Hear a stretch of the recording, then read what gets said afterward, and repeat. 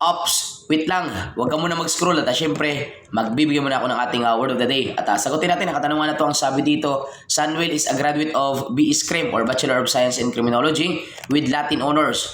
He want to get a driver's license but he said he will automatically proceed to non-professional's license instead of student permit or student driver's permit. Ang rason niya kasi, he is a graduate of B.S. Crim.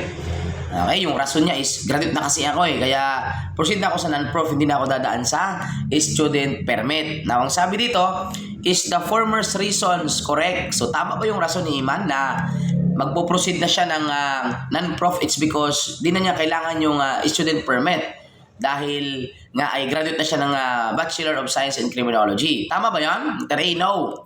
Letter B, maybe. Letter C, yes. Letter D, partially yes. Okay? So, ikis na agad yung maybe tsaka partially yes. So, it's about no or yes lang. Alpha or Charlie. Okay, now.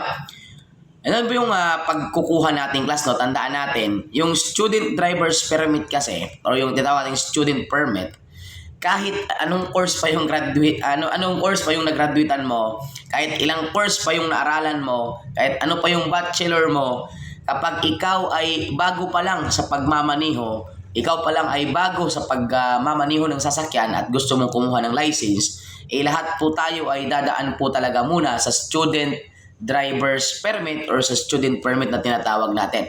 Hindi ibig sabihin na graduate na po tayo ng college, is pwede na po nating sabihin na hindi ko na kailangan ng student permit kasi graduate na ako ng college. Class, hindi ibig sabihin ng student permit, student ka sa school. Hindi ganun yon, kundi student ka sa pagmamaniho. Kasi bagong pagmamaniho ka pa lang or bagong driver ka pa lang, kaya kailangan natin ng student. You're a student sa pagdadrive. Hindi naman yan ibig sabihin, student ka sa paaralan. Okay, so the correct answer natin dito, class, is the reason of Iman is that is not correct. Ibig sabihin that is the former's reasons correct? The answer is no. Mali siya.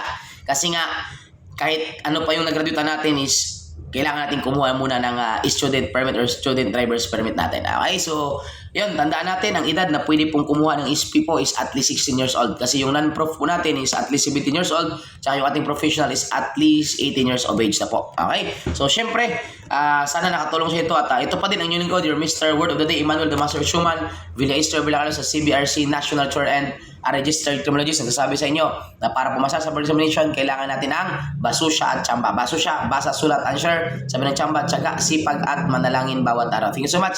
God bless you all.